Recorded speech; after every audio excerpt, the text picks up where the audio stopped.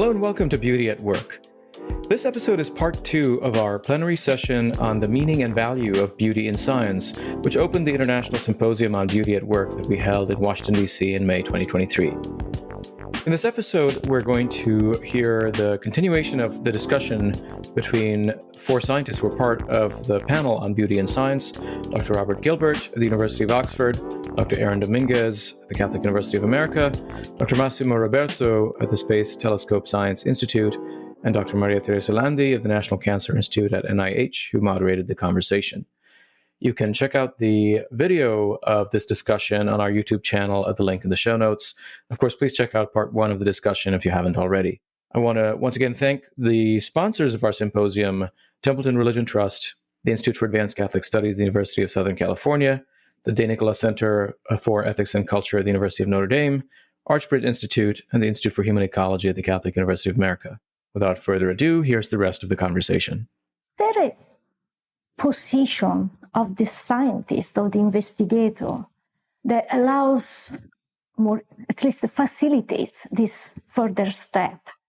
The question is, Professor Patrick said before that there is a need of openness. And I was wondering if this is a necessary position to see what you're seeing, because, I don't know, do you think that is enough to see these colors and, this beautiful video that we saw to say, oh, I see an order, I see the creator in this? What is required for making this step? If there is a step.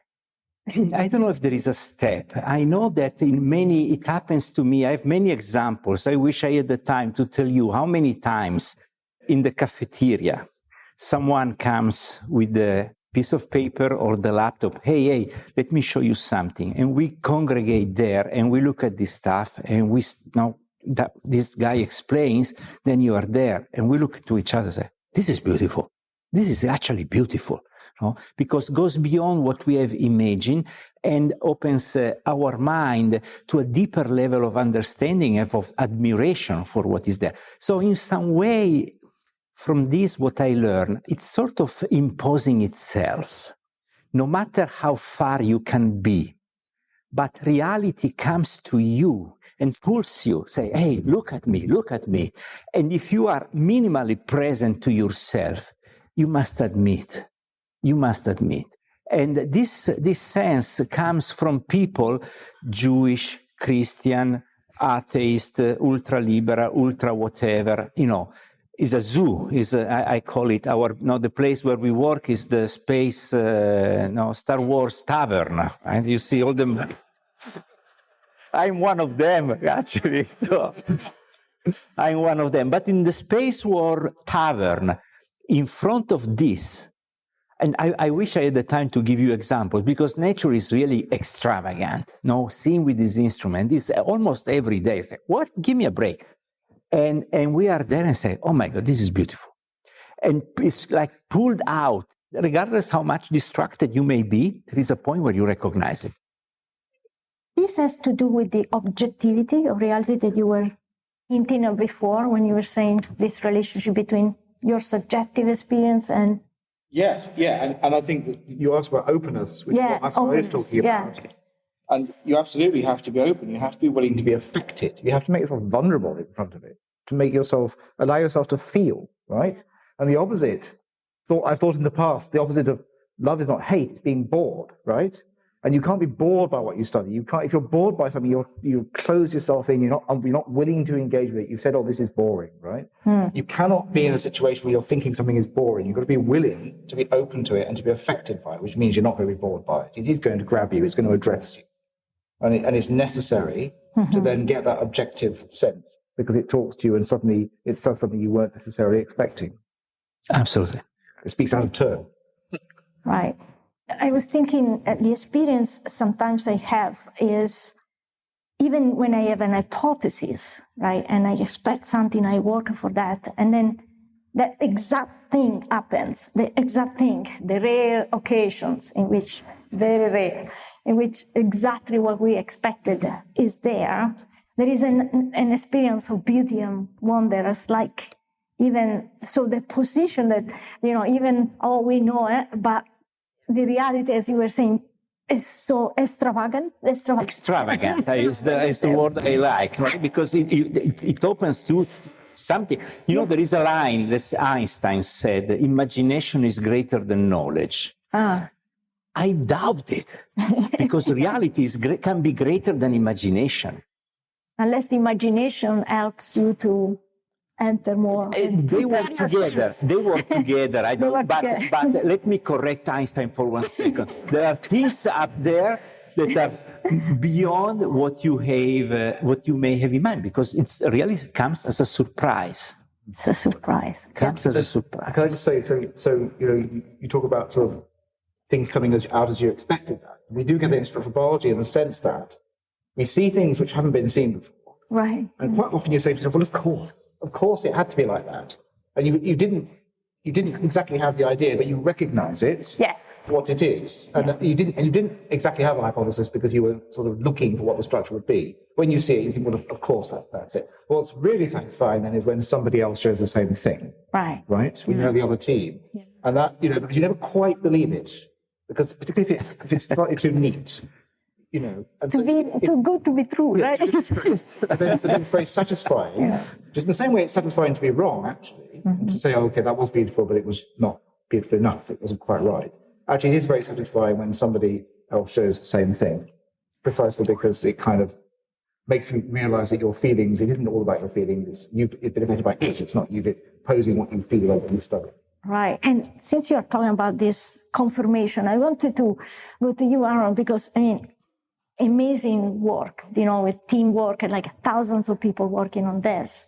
So how important is, because I wanted to go deeper in, you mentioned friendship is what allowed you to do this discovery, and at the same time, competition. How these two things stay together and help, if they both help, the experience of beauty in your work? Well, I guess that's called being a man or being a person, right? Where we have both of those parts of our nature. And if you can align it towards good, then I think good things can happen. I think that's the point. And for sure, this kind of science we do requires a literal team of people working towards a common end. But even in other disciplines, you have to show your results to other human beings, other people. Right, yeah. I mean, you can't just, I guess you could discover something and keep it to yourself. I mean, I don't understand, and I don't know of any scientist in the world who would ever do such a thing, but clearly you need other people, for science to happen. So science itself is clearly a very human endeavor. And actually, this experience that you said, I don't know any scientist that will keep it for themselves. Yeah. I mean, this reveals an aspect of the human nature that beauty by itself open you up to it's any experience of beauty you wanted to have the person you love close to you say, hey, did you see, right? It's That's part right. of our nature, right? Yeah, very, very much. And something that Rob said, you also have to be vulnerable. You have to open yourself up to be wrong or to be disproven. And I think a mark of a bad scientist is one who thinks he's always right, because usually you're not. And but it's hard to, sometimes it's hard to work for a heck of a long time and be wrong. Right. Right. And so, can you go deeper? Why could it be beautiful to be wrong? Because you get to a kind of deeper, beauty is in the eye of the beholder, beauty is only surface deep, these phrases. Well, actually, I suppose what we're saying is no, it isn't. But if you perceive something and you then realize the kind of angle you had on it was wrong, the understanding you had was wrong, you're seeing to a deeper beauty. So there's a sense in which what you thought was satisfying actually turns out to be somewhat superficial as a description. And it was maybe a little bit too neat, there was something more complex about it, or you hadn't quite seen into the full detail. And so there's actually something satisfying about being wrong. There's a famous story about the Braggs, William and Lawrence Bragg, and their formulation of the diffraction equation, which describes how X-rays interact with matter, which is the basis for X-ray crystallography, one of the main techniques structural biologists use. And one explained to the other, I wish you'd made me angry earlier. I wish you'd made me angry earlier, because it's because I can't remember whether it was the senior one or the junior one who was made angry by the other one. But anyway, one of them had made the other that, and it's because of that he saw through his confusion to what the truth was, and so you see it in a deeper way, and that's what I mean. Does that make sense? Yeah, and also has to do with the fact that always open up new questions, so you never finish, right? That's right.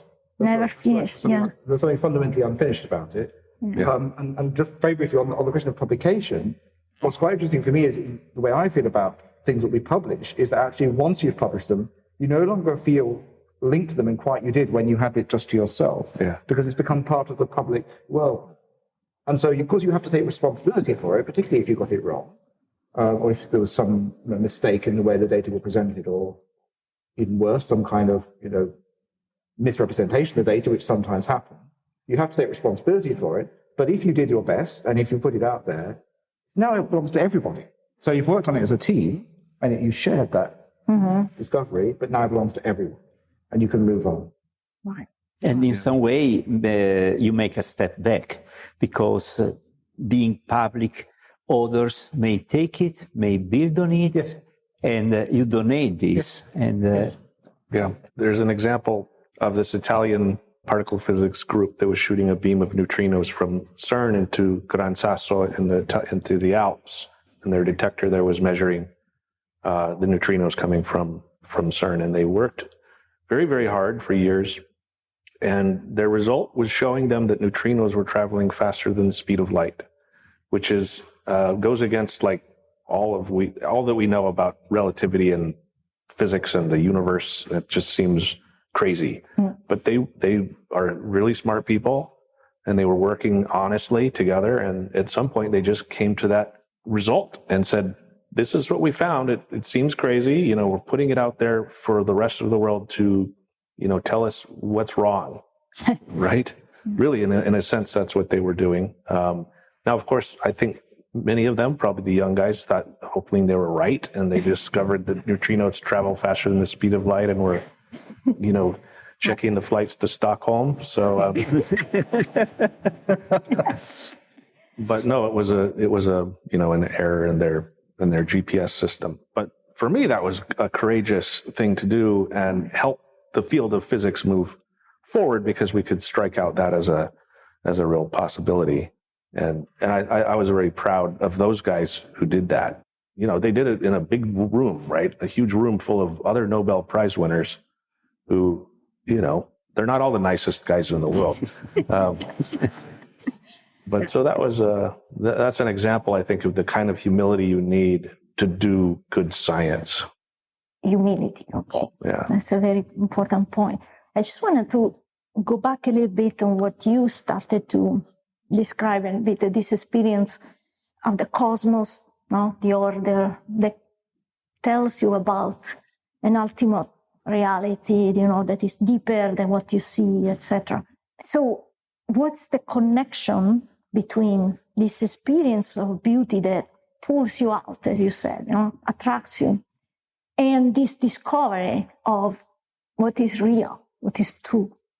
I have in mind this Plato famous description, that the beauty is the splendor of the truth. Of the truth. Can you describe a little bit more, in your experience, in your work, this step? And also I would like to ask you, Rob, the same question, because you wrote it.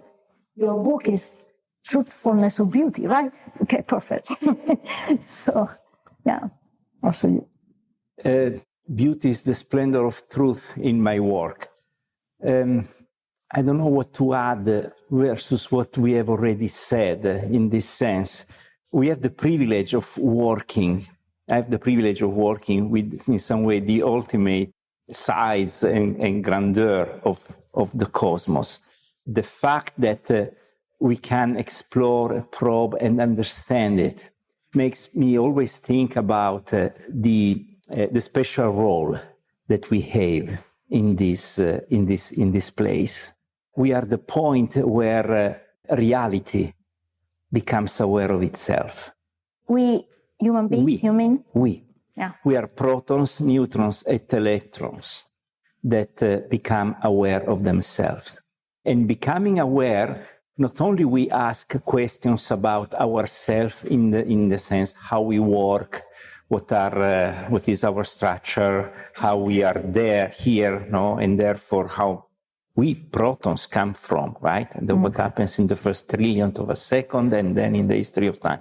But we ask also strange questions about the why we are here, why there is reality. And in some way, we voice these questions for the stars that don't have any voice, and the rocks, and the galaxies, and the other protons that are in this table. They cannot do it, right? So in all of this, beauty is like the red line that continuously emerges, attracting us. So it's strange that we, as a bunch of protons and electrons, find beauty, which is something beyond what we can see and conceive. So it's like a voice that provokes us to look deeper into that. So we are the points where the universe finds a voice that says, look deeper into this. And I think this is where the truth, capital T, starts to emerge as something we long for. So it's an interesting dynamic that in the most materialistic way we can think about ourselves, which is the real way, right? But still we emerge as someone that is asking this type of questions.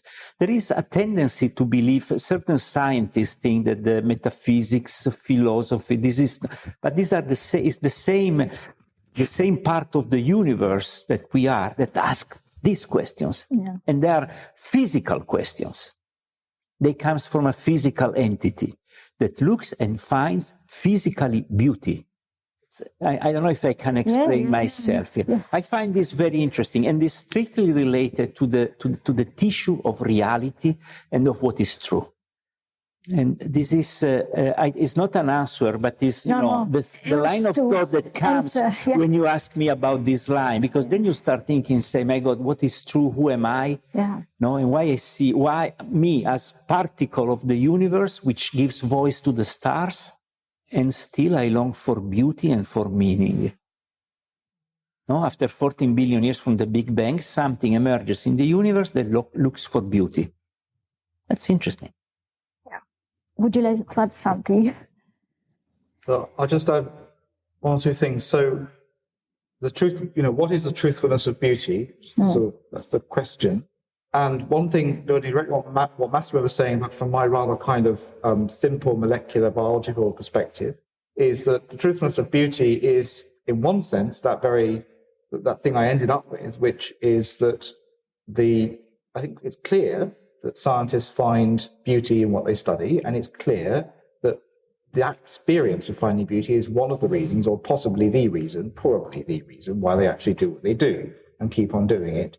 And that enjoyment of science, whether it's the hypothesization process, or the experimentation, or the data collecting, in those experiments, the analysis, or the interpretation, all of those involve engagement, frankly, enjoyment of things that we are in different ways finding beautiful.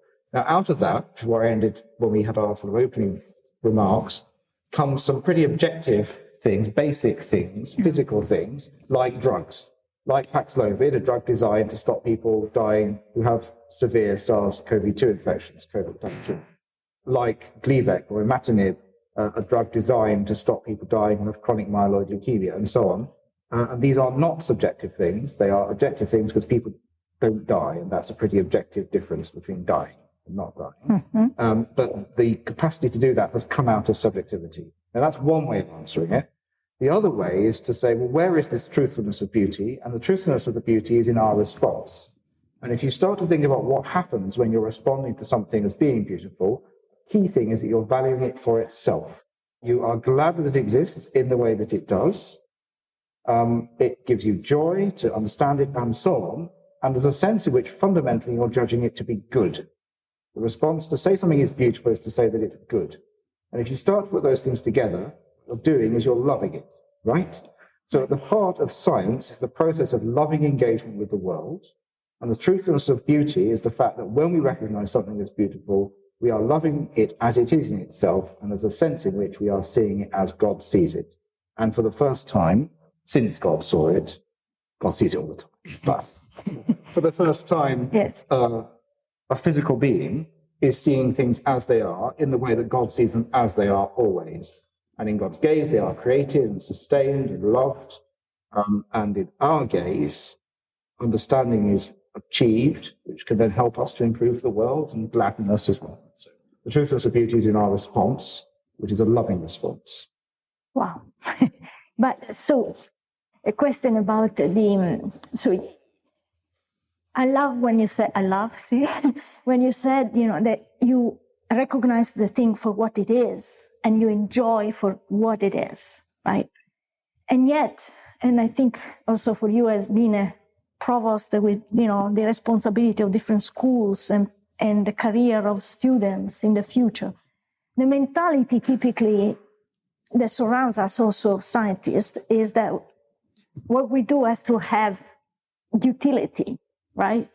So in a way, what we do is measure how useful it is, ultimately for the person not to die for cancer, etc., right?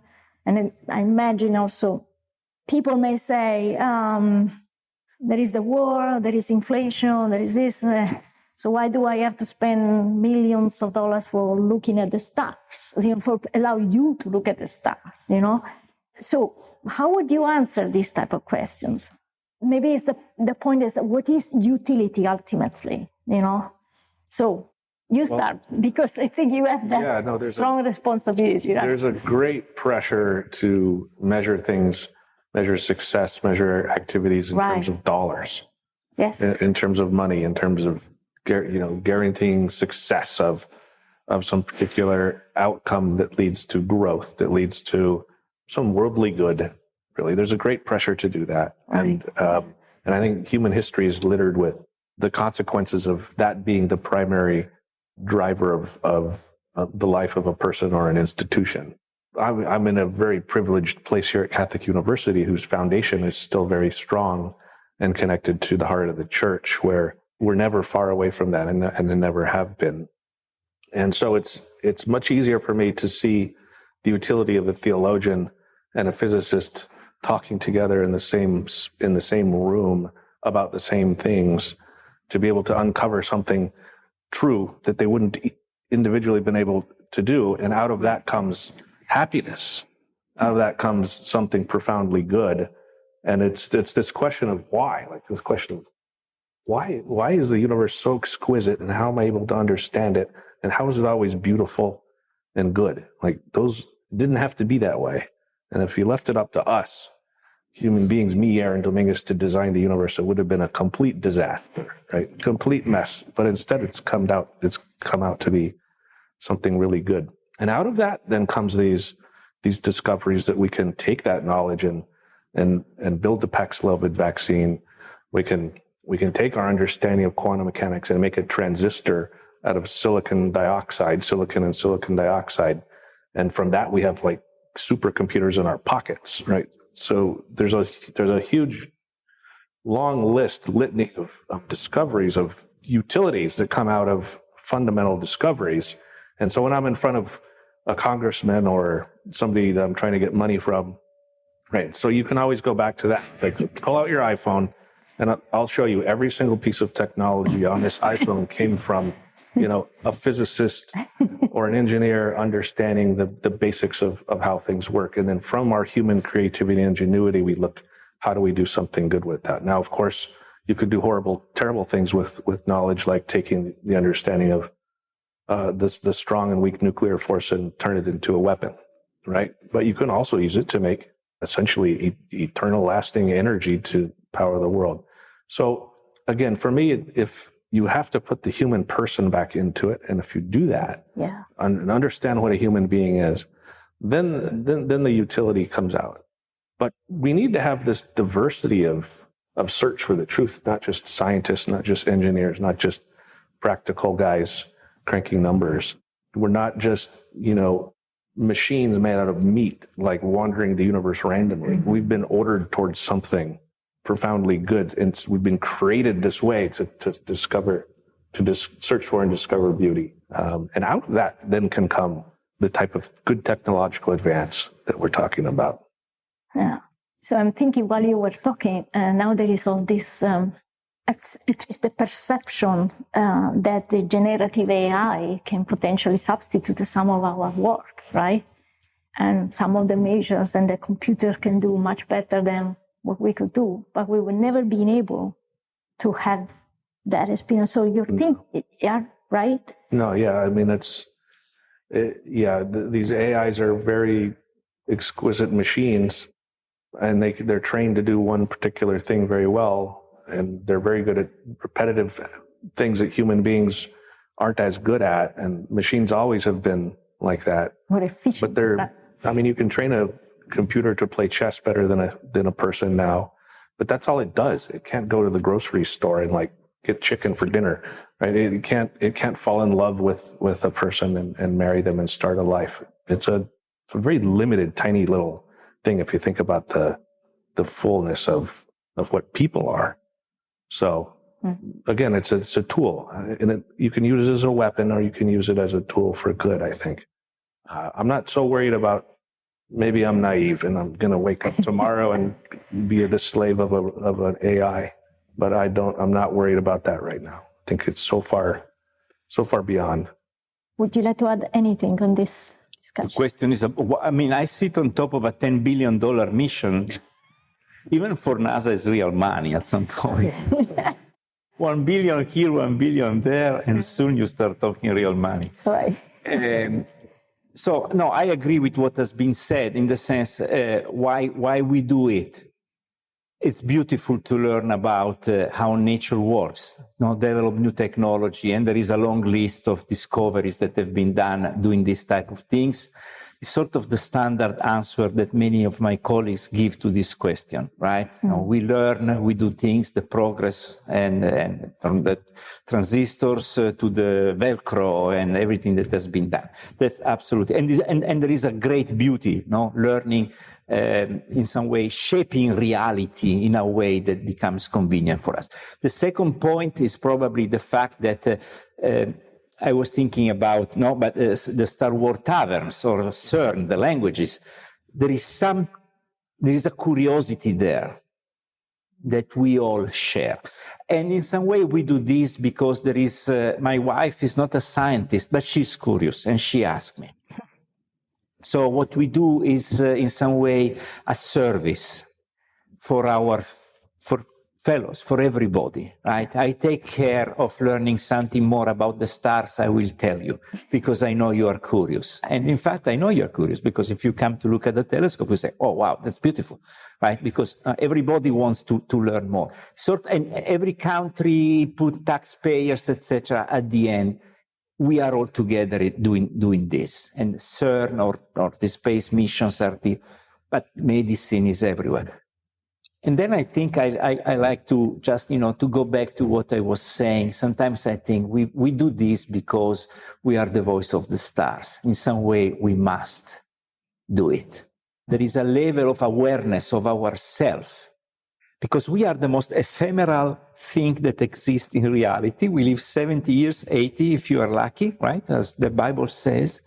And still we are the point that can build a telescope, can build a particle accelerator, can cure cancer. And we are after 14 billion years, we emerge as the top of creation because we are aware. And we are aware, and our voice is the voice of everything else that looks back to us, to you, and to the X factor, let's say that we long for. We cannot shut up. We cannot. It's our duty, right? And this is I think we must be aware of this, right? And I think it's a strong antidepressant, to think to ourselves as the most beautiful things that exist out there. And we must be aware of our voice. For this reason, we do science and the rest. Anything to add on this? I think that's exactly right. I think we have to wonder because we are creatures that wonder. And because of that, we have to keep on wondering. And so the health of our societies and the health of the sort of the psychology of the people of the world. It needs us to keep on wondering, because we have to value things, and we need the philosophers, and we need the theologians, and we need the poets, and we need the filmmakers and everybody to help us to wonder and to know ourselves and to know each other. So the health of humanity needs to keep on wondering, because it's there. Therefore, we have to keep on studying it, and we have to keep wondering about it in every single possible way that we can. Okay, now it's almost 7:30. We have to come to a close very soon. Are there questions from the public? Yes, please. Also, if you have a direct question to any of the speakers, or is it more a general question? Yep, it's on, Javi. Thank you. Thank you for your comments. The discussion of beauty so far has been around science and the beauty of things observed on the outside. And obviously, science is done by scientists who are humans. Humans are quite complicated creatures. Would you use beauty to describe the interactions among scientists? Why and why not? Very good question. It's part of what we were discussing before. Yeah. Well, I think for sure, like, it's a scientific fact that original sin is true. So, yep. So once we get that out of the way, then yeah, we're people. So I don't think scientists are better people than non-scientists, and people sometimes aren't good to each other. But again, I think in order to accomplish something good, you have to strive for that, and that's beautiful. And so if you really are interested in making some discovery, uncovering this something beautiful, I think you have to engage other human beings in a beautiful way too, or it won't work. I mean, we're just not smart enough as individuals. We're not powerful enough as individuals. We're not singletons.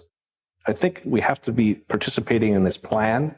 We've been made in a certain way, and embracing it as a beautiful thing. It like makes you feel better if you're really trying to live out your purpose.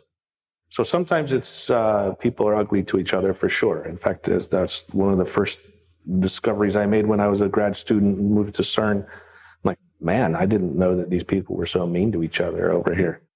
But then you learn the language, you learn the grammar, you learn the way to work with other people. So maybe I'll pass it off to the more wise man next to me. I would just say one word here. There are all the issues, but the plus are much more. Yeah. And I think I tell to my students, remember, creativity is contagious. It's highly contagious. You are in the cafeteria talking to your friends, you overhear a discussion, you start paying attention, and your brain starts working, right? And then you ask a question, and you feel, and it's like that. No, if you live alone without talking, without being with, and of course in this dynamic, sometimes issues may come up because we are human beings. But the advantages that come from being together, with the same passion surpasses all the issues that I have had in my life. Sometimes, you don't quote my paper. Oh my God, why? Okay, sure, next time, and move on. Rob, yeah. Just briefly, so I think that what I'd say is that clearly there are scientists who are very successful who have not always behaved very beautifully, and some who've behaved in quite an ugly way quite a lot. There are some who've ensured by behaving in quite an ugly way that they got to Stockholm. But one of the sadnesses is that then it kind of turns to ashes in their mouth, I suspect. There are people for whom this is known to be true. That they're terribly dissatisfied. There was another one because it doesn't feel like it's really theirs, because, they just end up, it turns to ashes in their mouth, right? So there's a sense in which you can be what looks like a successful scientist, but I think real success would have been to perhaps behave a little bit more generously, perhaps. What I'd suggest is, particularly you can be a very successful scientist by behaving more or less selfishly most of the time. But I think that you would have been a more successful scientist. Probably you would have achieved what you wanted to set out to achieve anyway, but you would have done it with a greater degree of grace and in probably a more creative way if you'd been a little bit more generous along the way. And there are some very generous scientists, of course. Most scientists are very generous. I'm simply saying that I suspect the great scientists who might not always behave very well might have been an even greater scientist if they had behaved a bit better. That's what I'm saying. And if you make it all about yourself, the great tragedy is that there may not be anybody to carry on where you leave off, and you have to leave off in the end. Right, and you will not enjoy during the journey, right? Missing out on happiness. We're missing out on happiness. Happiness is not there. Success must be total. Not on one aspect. You get the Nobel Prize, but if that's all, you're not happy. And that is what lovely about some people who win the Nobel Prize, because they win it almost by accident. And when you know of people with whom that has happened, and it does happen, that's a beautiful thing. And there's a sort of beauty actually that shines out of their personalities, I would say, for those people for whom it's been a sort of winning a Nobel Prize. It's just the example we give because it's something we can point to that the world understands. But it happens at all levels. Any other questions? Oh, yeah, there, close to you. Yeah, first there. Okay, I didn't see that. Hello, right here. To see that. Yeah. Thank you. Yeah. You three are established senior researchers involved in these important discoveries right at the frontiers of knowledge creation and our understanding of the cosmos.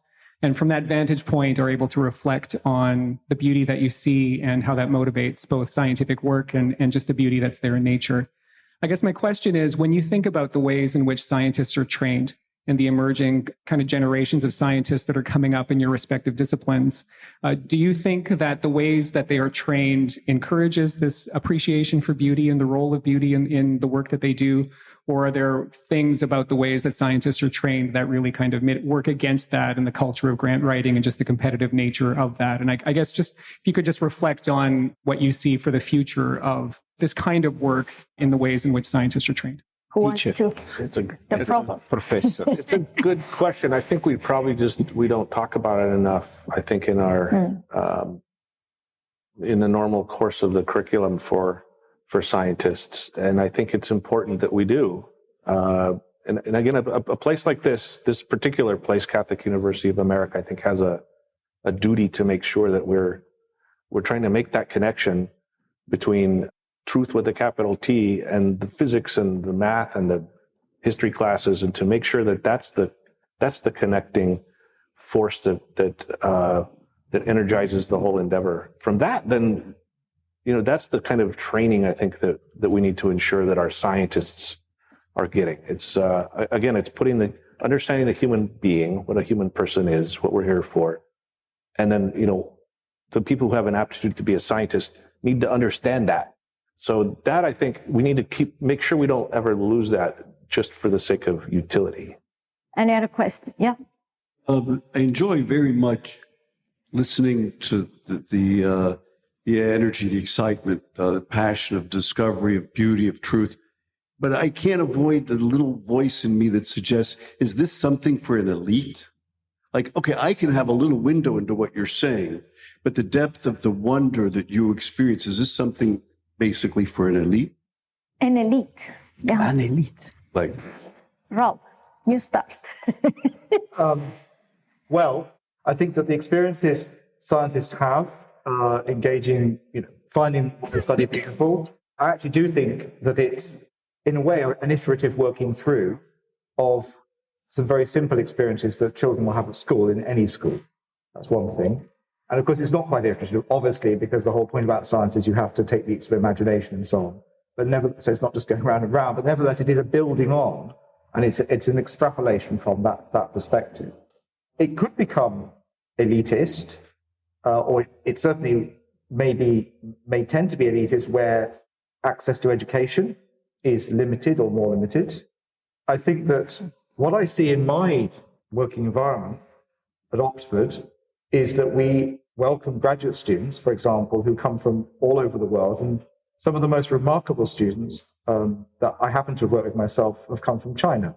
And those students have come through the Chinese education system where, in two cases, they have come from really very remote rural backgrounds.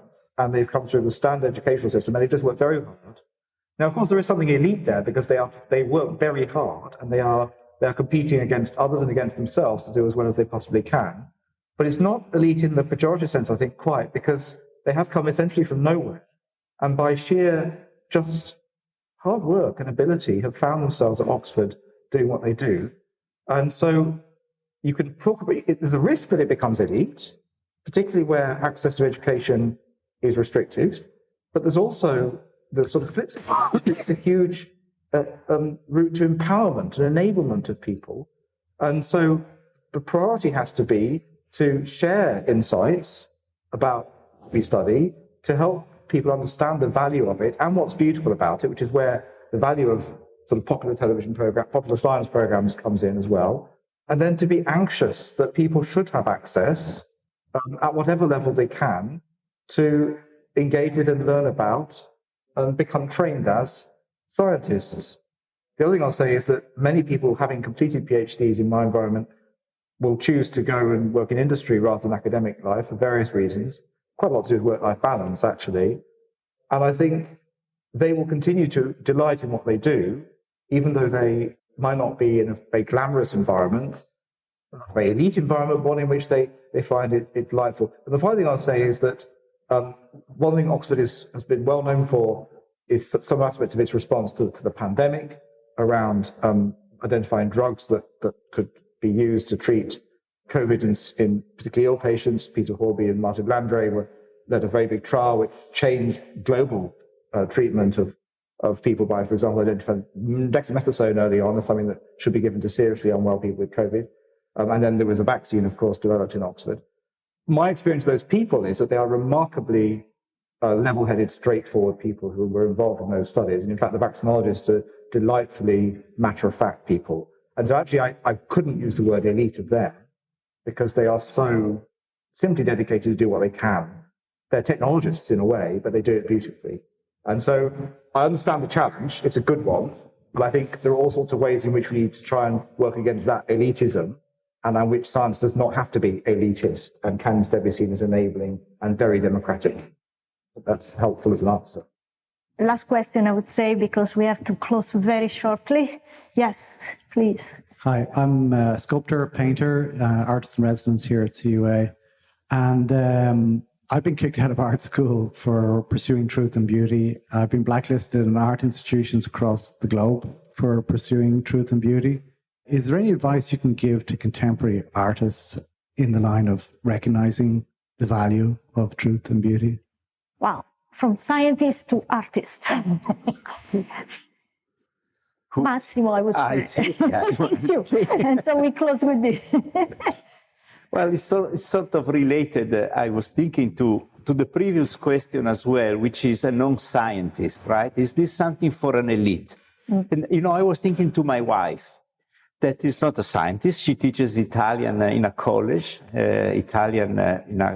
which is one, they're supposed to learn another language, so they're not crazy interested in this. They must do it.